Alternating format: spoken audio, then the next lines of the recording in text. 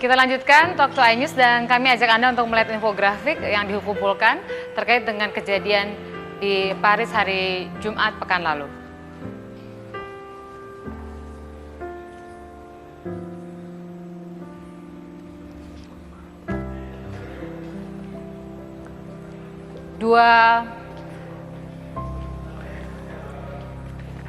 Dua bom meledak di,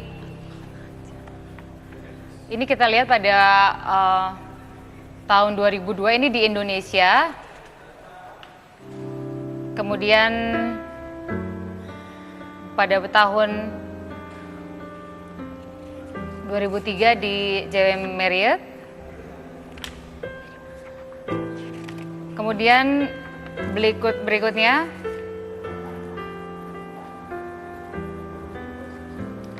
bom di depan kedutaan Australia pada tahun 2004 menyebabkan 9 orang tewas dan 161 orang terluka. Lalu di tahun 2005 bom kembali meledak di Bali, 22 orang tewas dan 102 orang terluka.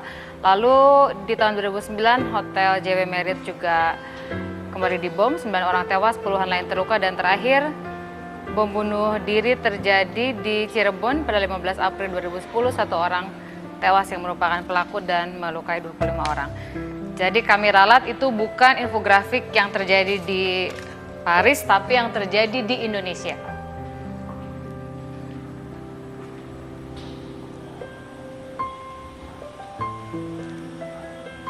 Tadi Bang Nasir kan sudah menjelaskan soal bagaimana edukasi. Nah, ini kan kita hidup di era yang berbeda. Dengan di era Bang Nasir menjadi direktur Jamaah Islamiyah, kemudian di pucuk pimpinan organisasi. Kaitannya dengan anak muda dan orang tua. Ya, jadi tidak ada cara lain kecuali kita membekali dengan ilmu dan pengetahuan supaya anak-anak ini bisa membandingkan mana benar, mana tidak, begitu kan? Mana baik, mana buruk. Nah, makanya itu saya bilang kita harus agresif. Agresif ini bukan hanya menyasarkan kepada anak-anak muda, anak-anak sekolah, anak-anak kuliah, tetapi juga orang-orang tuanya. Kita selalu mengatakan bahwa sekolah yang pertama adalah di rumah. Baru berikutnya di sekolah pendidikannya. Nah, bagaimana orang tuanya bisa mengawasi, bisa melihat apa yang sebenarnya perkembangan anaknya kalau mereka gaptek? Ya, nah perlu juga makanya di samping itu untuk penangkalan bekal anti teror dan lain-lain itu perlu diberi bekal kepada orang tua-tuanya itu. Jadi supaya bisa ngecek juga punya akun media sosial gitu. Paling tidak mengertilah, bisa ngecek lah mana HP-nya, begitu kan, lihat Facebooknya ini, mana Instagramnya ini. Dia mengertilah itu aplikasi-aplikasi, kalaupun dia tidak punya, tetapi dia mengerti bahwa ada Instagram, dicatatnya. Pulang ke rumah, lihat anak, ya kan, mana HP-mu, sini aku mau lihat, mana Instagramnya, mana Facebooknya. Ya, jadi dia bisa tahu begitu. Itu adalah cara yang lebih agresif buat keluarga gitu ya. Tetapi tadi kita sudah singgung soal perbedaan antara ISIS sekarang dengan setidak-tidaknya jaringan terorisme di masa 80-an sampai 2000-an awal. Nah, kalau dibandingkan, lalu apa kemiripannya? Soal pesannya saja yang sama atau apa, Bang Nasir? Kemiripannya itu adalah masalah misinya. Ya, misi yaitu dulunya ingin menegakkan negara Islam. ISIS menegakkan negara Islam, ya kan? Kemudian sama yang lagi adalah mereka menganggap bahwa orang yang menentang penegakan negara Islam itu sebagai musuh. Makanya NKRI dianggap menjajah NII karena NII ditumpaskan pada tahun 62, dan sejak itulah mereka berpikiran bahwa NKRI menjajah NII dan NKRI adalah musuh. Nah, ini kan suatu hal yang sama. Lihat bagaimana ISIS dia berusaha untuk menegakkan negara Islam dan bahkan mengaku khilafah, lalu ada negara-negara yang menghalanginya, itu sudah dianggap sebagai musuh. Nah, itu di sini letak kesamaannya. Jadi itu misi yang sama. Pak Benny, Anda melihat itu juga nggak, bahwa sebetulnya dari waktu ke waktu bermetamorfosa dari sisi cara, tapi misinya tetap sama, begitu nggak Pak Benny? Ya, pada intinya itu. Tapi yang saya lihat sekarang ini mereka menggunakan justifikasi takfirin, kafir. Siapa yang tidak sejalan, kafir, bunuh. Itu perbedaannya. Yang sudah dianggap kafir itu berarti sudah halal darahnya, halal hartanya. Togut. Ya. sudah Itu diambil. Iya, pendekatan yang mereka lakukan sekarang. Ya, Jadi sekarang ini. waktu dulu begitu nggak Bang Nasir? Gini, dulu itu tidak Ya.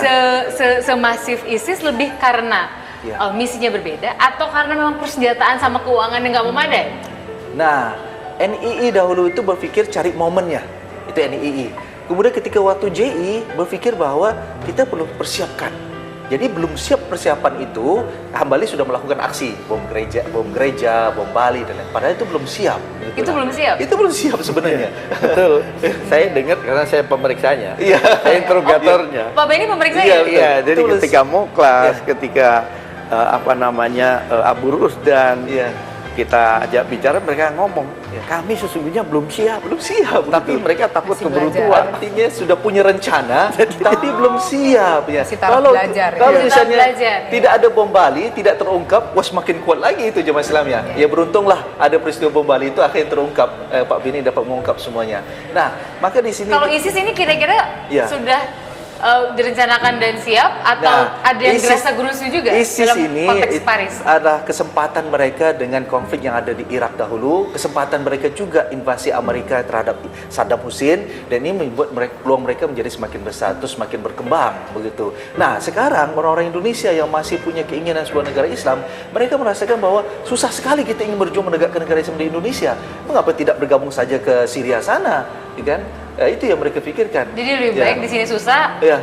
Nah, pindahlah ke oleh karena itu, Suriah. ya mereka siap berkorban, menjual harta benda mereka untuk membeli tiket bawa anak istri ke sana, karena menganggap bahwa di sanalah tempat yang baik bagi mereka, begitu. Oke, Mbak Nuning, Anda punya komentar nggak soal bagaimana mereka itu sebetulnya misinya sama, tapi dengan cara yang berbeda dan membuat dalam tanda petik seperti apa ya? Seperti gelap mata meninggalkan keluarga di sini, jual harta benda, pergi untuk sesuatu yang sebetulnya banyak tidak pastinya.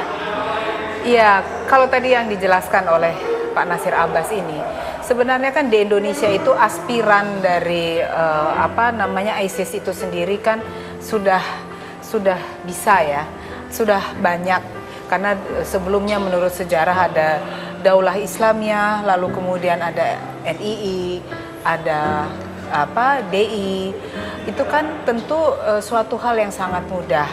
Seperti halnya yang pernah saya dengar Ustadz Ba'asir juga mengatakan hal yang sama, yaitu memang ya aspiran di Indonesia itu sudah tersedia gitu untuk tumbuhnya ISIS di sini. Tapi menurut pandangan saya begini, Mbak, apabila ada warga negara kita yang memang ingin keluar dari Indonesia lalu kemudian menjadi milisi ISIS, saya rasa mungkin harus ada tindakan tegas dari pemerintah agar, saya rasa baiknya ya ada bagusnya juga, karena dia kalau kembali akan menyebarkan radikalisme seperti apa yang mereka dapatkan, dan murid-muridnya akan semakin masif, penyebarannya juga di Indonesia akan semakin berbahaya. Jadi dicabut saja mungkin warga negaranya.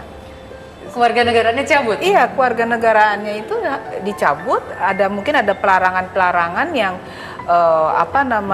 diberlakukan bagi siapapun yang pergi itu apabila sudah terindikasi dia akan masuk pada kelompok milisi tersebut.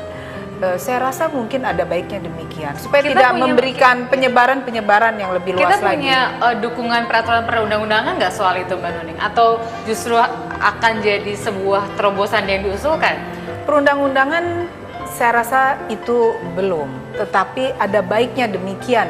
Karena memang ya kalau misalnya seseorang sudah diberi pelatihan, sebodoh-bodohnya dia sudah membawa sesuatu masuk ke dalam negeri. Ini menarik Ya. nih, rasanya pendekatan yang harusnya bisa membuat siapapun yang melakukan itu pikir-pikir ulang. Tapi kita nggak Ya, tahu juga kalau sudah tapi- nekat lupa segalanya. maaf nih, Kita lanjutkan nanti ya Bang Nasir. Kita akan masih di satu segmen lagi, tetap bersama dengan kami di Talk to iNews. Mereka Ini itu kalau orang Bu Nuni, di- ya kalau Bu Nuni bilang begitu, mereka pernah bilang begini, ya sudah kami